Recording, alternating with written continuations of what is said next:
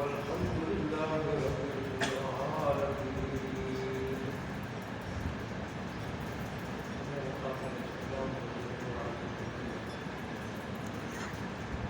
میرا خدا کا شوق قرآن مجید سبحان حمید کی ہدایت مبارکہ سے تلاوت کرنے کی شہادت حاصل کی، جس میں اللہ تبارک و تعالیٰ نے اولاد کا جو حق ہے والدین کے اوپر اس کا ذکر کیا. گزشتہ جو ہے میں نے کچھ اشارہ کیا تھا اس طرح کہ ہم صرف یہ سمجھتے ہیں کہ اولاد کا ہمارے اوپر یہ حق ہے کہ ان کی دنیاوی زندگی اچھی ہو جائے، وہ کسی کے محتاج نہ ہو، لیکن اس سے کہیں بڑھ کر جو حق ہے ہمارے اوپر اور وہ ان کا حقیقی حق ہے. ادھر تو سب کی آنکھیں بند ہیں، وہاں جب آنکھیں کھلے گی تو اس وقت یہ اولاد بیٹے بیٹیوں کی گریبان پہ ہاتھ ڈالیں گے کہ انہوں نے ہمارا عارضی حق کا خیال تو رکھا اور حد سے زیادہ رکھا، لیکن جو حق ہمارا حقیقت میں تھا اس کی طرف انہوں نے توجہ نہیں. جیسے حدیث شریف میں آتا ہے کہ جو جہنم میں جائے گا تو وہ والد کو بھی پکڑے گا، والدہ کو بھی پکڑے گا، وہ بڑے بھائی کو بھی پکڑے گا کہ یہ میرے بڑے سے انہوں نے مجھے دنیا کو سکھا دی تھی بڑی اور دنیا کا انتظام بھی بڑا کر دیا تھا، لیکن جو میرا اصل حق تھا ان کے اوپر یہ کہ میری یہ دائمی زندگی داؤ میں نہ لگے، اس کے بارے میں انہوں نے مجھے کچھ نہیں کہا.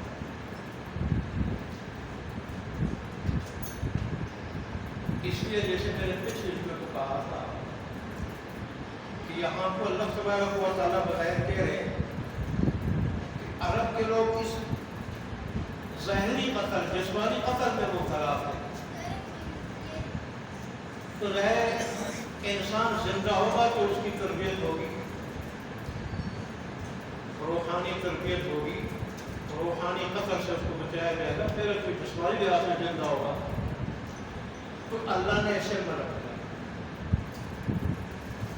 کیا کہ تم روزی کے ڈر سے ایسا کر رہے ہو، ایسا نہ کرو، انہیں میں کھلاؤں گا، میری ذمہ داری.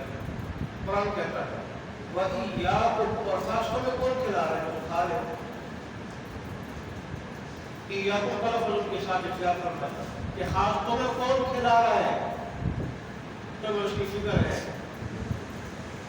اس میں اگر پرندوں سے سبق لے لو، صبح خالی پیٹ میں کرتے ہیں، جب واپس آتے ہیں تو پیٹ بھرا ہوا ہوتا ہے. جانوروں سے کچھ سبق سیکھ لو، بغیر بینک بیلنس کے، بغیر کوئی پد کی نوکری کے اور بغیر کسی کاروبار کے یا متعین ذخیرے کے اللہ کے توقع پہ خالی پیٹ میں کرتے ہیں، واپس آتے ہیں پھر بھرے ہوتے ہیں. اللہ نے جسمانی قتل سے بچانے کے لیے بڑی مثالیں، جیسے حدیث شریف میں بھی آتا ہے کہ اگر ابن آدم کا اللہ تبارک و تعالیٰ کے اوپر اتنا ہی بھروسہ ہو جائے، اتنا جو پرندوں کا اپنے رب ہے، تو اللہ تبارک و تعالیٰ اس کے لیے آسمان اور زمین کے خزانے کھول دیں. وہ تو صحیح بخاری کی حدیث ہے، انا عند ظن عبدی بی، میں اپنے بندے کے ساتھ اس کے گمان کے مطابق چلتا ہوں، جیسا اس کو گمان ہوتا ہے ویسا چلتا ہوں. اس کو میں نے پہلے کے واقعات بیان کیے، اچھا گمان رکھتا ہے تو اچھا چلتا ہوں، جیسا گمان ہے. گمان اگر غلط ہے پھر اس کی پکڑو، لیکن گمان کے مطابق چلتا ہوں. جیسے میں نے مختصر مثال اس کی تھی کہ دریا نیل کا پانی جب نیچے جاتا تھا، ہمارے جاہلیت کے لوگ ایک خوبصورت لڑکی کو دلہن بنا کے، خوبصورت لڑکی بنا سنگار کر کے اور وہ بھی باقرہ بالغہ کو اس میں ڈال دیتے تھے اور پانی اوپر آ جاتا تھا. تو نظریہ یہ تھا کہ یہ غسل پرست ہے اور اس چیز کو پسند کرتا ہے دریا نیل کہ جب ہم اس میں پانی ڈالتے اس پانی میں ہم لڑکی کو بناؤ سنگار کر کے ڈالتے پانی پڑ جاتا پانی پڑ جاتا تھا. لیکن جب حضرت عمر فاروق رضی اللہ عنہ کے دور پہ پھر وہی نیچے گیا پانی اس کا پڑ جاتا. اب میرا وہ قطرے ناحق کر کے کیا کرتے رہے پانی کو اوپر لاتے تھے ان کا نظریہ تھا. لیکن حضرت عمر فاروق نے کیا کیا انہوں نے ایک شرط ڈالی کہ تو اللہ کی مخلوق ہے ہم بھی اللہ کی مخلوق ہے تو بھی اس کے حکم کا پابند ہے ہم بھی اس کے حکم کے پابند ہیں. اگر تو اللہ کی مرضی سے چلتا ہے اور حکم سے واقعی تو اللہ کی مرضی سے چلتا ہے تو پھر اوپر آ جا ورنہ ہمیں تیری کوئی ضرورت نہیں. بچوں پہ یہ لکھ دیا ہوگا اس میں ہمارے لیے بڑے اسباب ہیں بڑے اسباب. کوئی آیت نہیں لکھی. اگر وظائف مانگ مانگ کے وظائف علماء سے مانگ مانگ کے تھک گئے ہر کام وظیفے سے ہر کام وظیفے سے. کسی عالم سے کسی نے پوچھا کہ تہجد کے لیے اٹھ جاؤ اس کے لیے وظیفہ اور ان کا وظیفہ یہ ہے کہ رضائی کو دونوں پاؤں کو اکٹھا کر کے ادھر پھینک دو یہ اس کے لیے وظیفہ ہے. ہمت سستی کا علاج سستی ہے کوئی وظیفہ ہے اس کا علاج سستی. پر تقی صاحب نے پورے ایک تقریر کی تو بہرحال نہ آیت لکھ کے چٹ ڈالی نہ کوئی حدیث کا وظیفہ.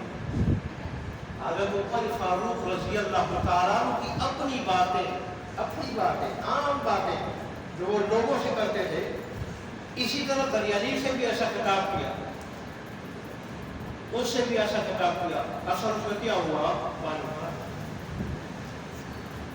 وجہ اس کی یہ ہے کہ انسان جب اللہ تبارک و تعالیٰ کا مکمل فرمانبردار بنتا ہے مکمل پھر اس کی زبان میں بھی تاثیر ہوتی ہے پھر اس کے چہرے میں بھی تاثیر ہوتی ہے. چہرہ دیکھ کے لوگ بدل جاتے ہیں. کیا رسول اللہ صلی اللہ علیہ وسلم کو دیکھ کر علیہ السلام نے قسموں پہ قسم کھا کے نہیں کہا تھا کہ اللہ کی قسم بھی کسی جھوٹے کا چہرہ نہیں اللہ کے نبی کا چہرہ ہے اور اس پر کلمہ پڑھ کر مسلمان ہو. اللہ کا چہرے میں بھی تاثیر رکھتا تھا اللہ اس کی باتوں میں بھی رکھ دیتا اللہ تبارک و تعالیٰ اس کے چلنے پھرنے میں بھی رکھ دیتا. وہ تو بڑے لوگ تھے مولانا شاہ کشمیر رحمۃ اللہ علیہ دارالدیوبند کے شیخ الحدیث ان کو شاگردوں نے کہا کہ یہ جو رسول اللہ کی چال رفتار کے بارے میں آتے حدیث میں کہ آپ ایسی آرامچی کے ساتھ ہموار زمین پہ چل رہے ہوتے گویا کہ آپ اونچی جگہ سے اتر رہے ہیں. آپ دکھا دیں ہمیں دکھا کے چلیے آپ کہ کس طرح چلتے تھے. آپ اس انداز سے چلے چہرہ کشمیری کا اور چلنا کشمیری کا اور مکمل متبع سنت. جب وہ چلے تو طلباء کی چیخیں نکلی پھر رفتار میں بھی تاثیر گفتار میں بھی تاثیر چہرے میں تاثیر ہر بات میں تاثیر.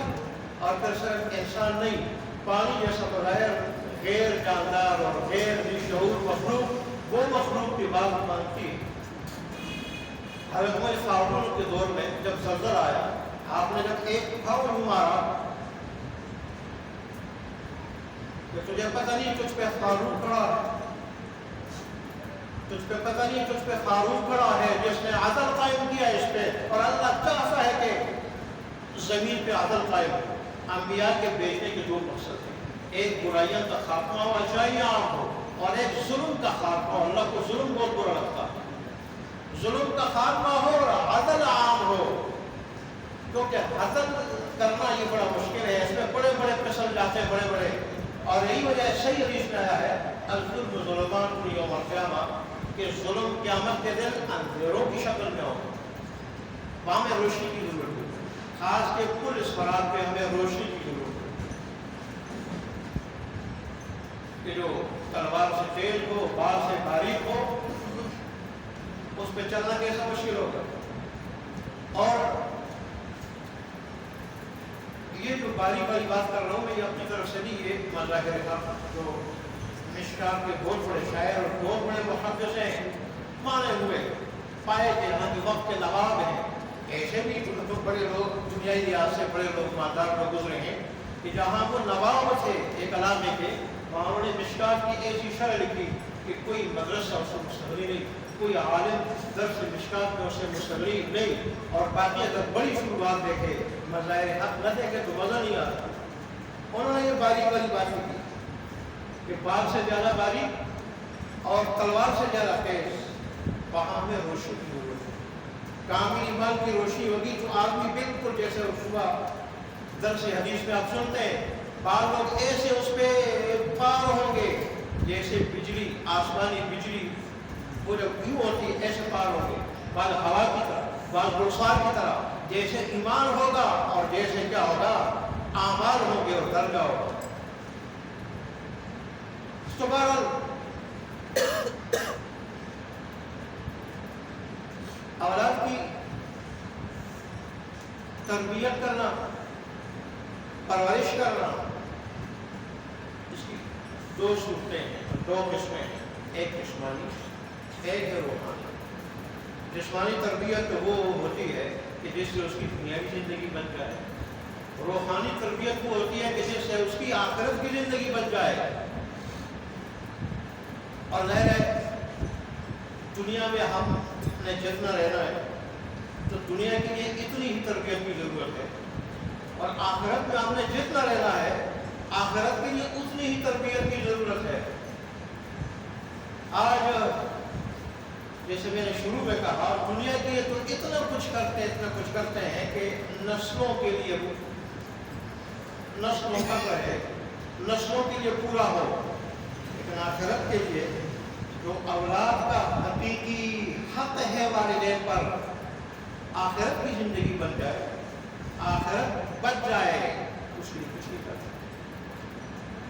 کیا ہماری اولاد ساری کی ساری نماز کے فرائض جانتی ہے؟ وضو کے فرائض تو مختصر ہے لیکن وہ مشکل سارے جانتے ہو۔ وضو کے اندر واجبات ہے یا نہیں؟ وضو کی سنتیں کتنی ہیں؟ نماز کی سنتیں کتنی ہیں؟ نماز کی مکروہات کتنی ہیں؟ نماز کے مفسدات کتنے ہیں؟ سیدھا سب کس چیز سے واجب آتا ہے؟ یہ وہ چیزیں ہیں جن کا سیکھنا فرض ہے، ہر ایک کے لیے فرض ہے، چھوٹے کے لیے، بڑے کے لیے، اور اولاد کو سکھانا بھی فرض ہے، اولاد کو سکھانا بھی فرض ہے۔ کیا چیز ہمارے لیے حلال ہے، کیا حرام ہے، کیا جائز ہے، کیا ناجائز ہے، اس کا سیکھنا اور اولاد کو سکھانا یہ فرض ہے۔ کس چیز سے اللہ راضی ہوتا ہے، کس سے ناراض ہوتا ہے، آخرت کس چیز سے بنتی ہے، کس سے نہیں، یہ سیکھنا اور سکھانا فرض ہے۔ عمر فاروق کے دور میں کوئی آدمی کاروبار کرنا چاہتا، تجارت کرنا چاہتا، تو جب تک تجارت کے سارے احکام اور مسائل کو نہ جانتا آپ کاروبار کرنے نہیں دیتے تھے۔ وہ فرماتے تھے کہ اللہ کے حبیب کا ارشاد نہیں سنا کہ تاجر یا تو قیامت کے دن انبیاء کے ساتھ، صدیقین کے ساتھ، شہداء کے ساتھ، صالحین کے ساتھ سب میں کھڑا ہوگا، اور یا وہ زانیوں کے ساتھ، بدکاروں کے ساتھ سب میں کھڑا ہوگا۔ تمہیں کیا پتا ہے کہ کون سی صورت اختیار کرو گے، کون سا راستہ اختیار کرو گے، کون سا طریقہ اختیار کرو گے تمہیں وہ اچھی سب مل جائے گی، کون سا طریقہ اختیار کرو گے تمہیں وہ بری سب مل جائے گی۔ آج ہم پتہ نہیں ہم نے کیوں نظر انداز کیا کہ اس بات کو کہ قیامت کے دن اللہ مجھ سے دو باتیں پوچھے گا، ویسے تو سوال 5 ہوں گے لیکن مال سے متعلق 2 باتیں، کمایا کہاں سے، کیا جواب دیں گے اللہ، کمایا کہاں سے، اور پھر اس کے بعد دوسرا اگر وہ حق حلال کمائی ہو، عمل حلال ہو، پھر دوسرا سوال یہ ہوگا کہ خرچ کہاں کیا۔ تو وہاں حالت یہ کوئی بات پر مسلمانوں کی ہے، کیا جواب دیں گے اللہ تبارک و تعالیٰ۔ تو اس لیے ہمیں اپنی بھی اور اپنی کے ساتھ اولاد کی فکر کرنی چاہیے کہ دنیا سے کہیں زیادہ ان کی آخرت بن جائے، وہ برباد نہ ہو، ورنہ یہ یہاں ہاتھ ڈالیں گے۔ تو ادھر تو رشوت بھی چل جاتی ہے، ادھر تو لوگ بڑے اگر پیسوں والے کو کوئی لحاظ کر دیتے ہیں، ان کو خوش کرنے کے لیے چھوٹوں کو سمجھا رہے تھے یار والے لے جائے ہو، ادھر کی چیز نہیں ہوگی، ادھر جب بیٹا پکڑے گا نا یہاں سے اس نے میری دنیا کا تو خیال کیا تھا، مجھے تو نہیں پتا تھا، لیکن آخرت کا خیال نہیں کیا. اللہ میری جگہ اس کو پکڑ کے اللہ تبارک و تعالیٰ پھر کہے گا جاؤ دونوں جاؤ. ہمارے کوئی تو ساتھ ہے. اللہ ہمارے حال پر رحم فرمائے. اس لیے تو فقی ابو اللیث سمرقندی رحمۃ اللہ علیہ اپنی سند کے ساتھ حضرت ابو ہریرہ رضی اللہ تعالیٰ عنہ سے رسول اللہ کے ارشاد نقل کرتے ہیں کہ رسول اللہ نے فرمایا کہ بیٹے کے باپ پہ جو حقوق ہے ان میں سے 3 حقوق ہے بیٹے کے باپ پہ. پہلا حق کیا ہے؟ فرمایا بیٹے کے باپ پہ 3 حق ہیں. پہلا حق کیا ہے کہ جب وہ پیدا ہو جائے تو اس کا نام اچھا رکھے، اس کا نام اچھا رکھے. اور یہ تو رسول اللہ صلی اللہ علیہ وسلم نے فرمایا کہ تم اپنی اولاد کے نام اچھے رکھو، قیامت کے دن تم ان ناموں کے ذریعے پکارے جاؤ گے. کہیں ایسا نہ ہو ہم سارے انبیاء موجود ہوں گے، قیامت تک آنے والے انسان سارے موجود ہوں گے، تمہیں پھر شرمندگی اٹھانی پڑ جائے. اچھے نام رکھو. اور رسول اللہ نے فرمایا کہ اللہ کو پسندیدہ نام عبداللہ الرحمن ہے، یہ نام رکھو. نہیں تو انبیاء کے نام پہ نام رکھو، انبیاء کے نام پہ نام رکھو، نیک لوگوں کے ناموں پہ نام رکھو. جیسے ہمارے صحابہ انبیاء کے نام، تابعین ہیں اور نیک لوگ ہیں، ان کے ناموں پہ نام. آج کل لوگ ڈرامے دیکھتے ہیں پھر اس میں ایسے نام رکھتے ہیں جن کے معنی کا پتہ ہی نہیں چلتا، محمد نام ہوتے ہیں. مفتی ضلع علی خان صاحب بہت بڑے مفتی گزرے کراچی، وہ کہتے ہیں کہ نام کا 99% اثر ہوتا ہے، 99% اثر ہوتا ہے نام کا. اس لیے اپنے بیٹوں کے نام اچھے رکھو، علماء سے پوچھ کے نام رکھو. آج ہم فلمیں دیکھتے ہیں یا ڈرامے دیکھتے ہیں اور اس میں پھر عجیب و غریب بات تو ناموں کا معنی ہی نہیں پتہ آپ کو رکھتے. تو پہلا حق ہے اس کا کیا؟ اس کا نام اچھا رکھے، نام اچھا رکھے. اور دوسرا حق یہ ہے کہ جب سمجھدار ہو جائے تو اس کو قرآن کی تعلیم دے. قرآن کی تعلیم اگر خود پاس ہے تو دے دلائے، قرآن کی تعلیم دے. تیسرا حق ہے جب بالغ ہو جائے تو اس کا نکاح. حدیث شریف میں آتا ہے جو لڑکا اور لڑکی بالغ ہو جائے، والدین استطاعت رکھتے ہوئے مناسب رشتہ پاتے ہوئے اگر رشتہ نہ کرے، آپ لڑکے سے اور لڑکی سے جتنے گناہ ہوں گے ان گناہوں میں والدین بھی برابر کے شریک. ایک تو ہماری استطاعت ہے آج کل رواجی استطاعت ہے، نہیں ضرورت کا سامان ہو، ضرورت کے سامان. والد اگر لڑکی کے ساتھ سامان کرنا چاہے تو ضرورت کا سامان جس میں وہ زندگی گزر سکے. یہ نہیں کہ اس کے لیے اتنا لاکھوں کا قرضہ لے کہ پھر 10 سال تک 20 سال تک شادی کا نام لے سکتے. ضرورت کا. اور رسول اللہ نے فرمایا کہ بہترین نکاح وہ ہے جس میں خرچہ کم، بہترین خیر و برکت والا اور اچھے اثرات والا بہترین نکاح وہ ہے جس میں خرچہ کم. تو فرمایا کہ تیسرا حق یہ ہے کہ جب کیا ہو جائے، بالغ ہو جائے تو اس کا نکاح تھا. اب میرے فاروق کے پاس ایک آدمی بیٹے کو لے آیا اور کہنے لگا وہ آدمی کہ یہ میری نافرمانی کرتا ہے، میری بات نہیں مانتا. فاروق نے اس بیٹے کو مخاطب کر کے فرمایا تو خدا سے ڈرتا ہے، تجھے پتہ نہیں کہ والد کا فلاں حق ہے، فلاں حق ہے، فلاں حق ہے، چل حقوق یاد کیے. تو بیٹا کہنے لگا امیر المومنین کیا بیٹے کا باپ پہ حق نہیں؟ ہے کیوں نہیں؟ کہ کیا حق ہے؟ حضرت صاحب فرمانے لگے کہ بیٹے کا حق باپ یہ ہے کہ وہ کسی گٹھیا عورت سے شادی نہ کرے تاکہ اس کی وجہ سے کل اس کو شرمندگی اٹھانی پڑ جائے. اور ایسا جب وہ بیٹا پیدا ہو جائے تو اس کا نام اچھا رکھے، اس کا نام اچھا رکھے. اچھے نام کے بڑے اثرات ہوتے ہیں. اور تیسرا حق اس کا یہ ہے کہ اس کو قرآن مجید کی تعلیم دلائے، قرآن مجید کی تعلیم دلائے. تو اب اتنے حقوق ذکر کیا تھے کہ بیٹا بہت پڑا. بیٹے نے کہا کہ اس والد نے جو میرے ایک حق کا اظہار نہیں کیا، ایک حق کی ادا نہیں کی۔ اس نے نکاح کیا تو ایک لونڈی سے، باندی سے، جو اس زمانے میں مروج ہوتی تھی، مملوک مال سمجھی جاتی تھی، جن کو بیچا جاتا تھا اور ایک دوسرے کو ہبہ کیا جاتا تھا، اور بیوی جیسے تعلقات اس سے پہلے نکاح کی قید کیے جا سکتے تھے، تو اس کو لوگ اچھی نظر سے نہیں دیکھتے۔ ظاہر غلاموں کا، لونڈیوں کا اپنا ایک سلسلہ تھا، تو اس نے میں ایک باندی کو خرید کیا تھا 400 درہم کا، اس سے نکاح کر دیا۔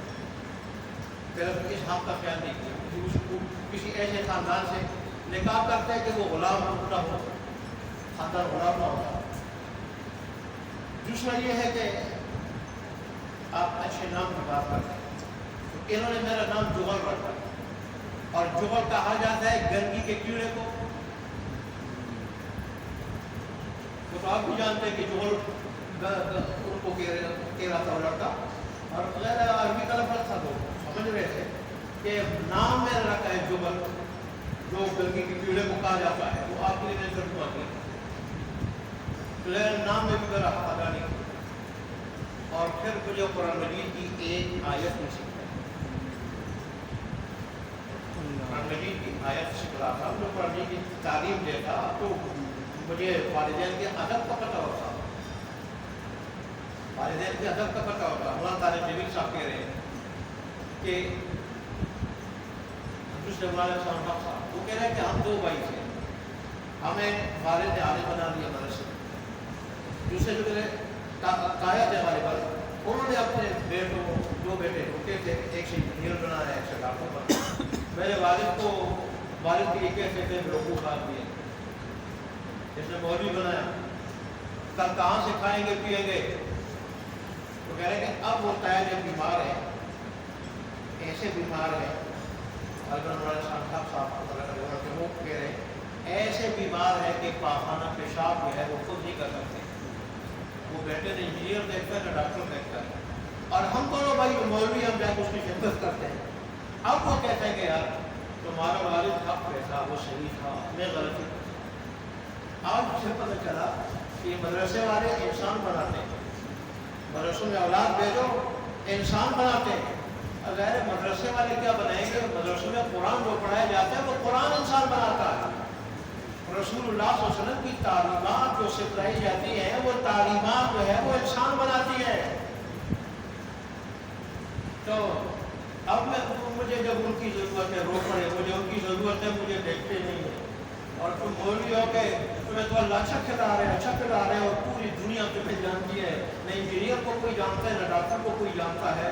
احسان الحق تجھے اور تیرے بھائی کو پوری دنیا تیرے علم کی برکت سے اور اب تبلیغ کی برکت سے پوری دنیا جانتی ہے، اور نہ انجینئر کو کوئی جانتا ہے نہ ڈاکٹر کو، اور اللہ تمہیں ان سے کہیں اچھا کھلا رہا ہے۔ تو اب مجھے پتہ چلا کہ تمہارا والد جو تھا وہ سمجھدار تھا، بے بیروز۔ اللہ نے قرآن کو بھیجا ہمیں انسان بنانے کے لیے، اللہ نے حدیث کو بھیجا ہمیں انسان بنانے کے لیے۔ عرب کے لوگ کیسے تھے؟ عرب کے کتنے جاہل قسم کے لوگ تھے کہ معمولی بات پر لڑائی شروع ہو جاتی تھی، اور پھر 120 سال تک لڑائی رہتی تھی، 120 سال بڑا قتل عام ہو جاتا، اس میں خاندان قتل ہو جاتے، لڑائی رکتی نہیں ہوتی، کوئی آدمی پہ حکومت کرنے کے لیے تیار نہیں تھا، اس لیے قبائلی اور سردارانہ نظام تھا۔ اس قسم کے جاہل لوگ تھے، قرآن نے ان کو کیسے بنا دیا؟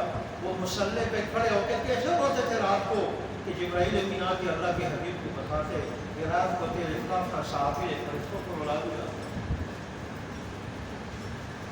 ایران سے جب ان کا معرکہ ہوتا تو ایران کے سپہ سالار سے جب بادشاہ پوچھتا ساری چیزیں تمہارے پاس، جدید اسلحہ اور سب کچھ دفاع کا سامان تمہارے پاس، اور تمہارے مقابلے میں وہ بغیر سر و سامان کے ہیں اور علاقے کے علاقے وہ فتح کرتے ہیں، کیا بات ہے؟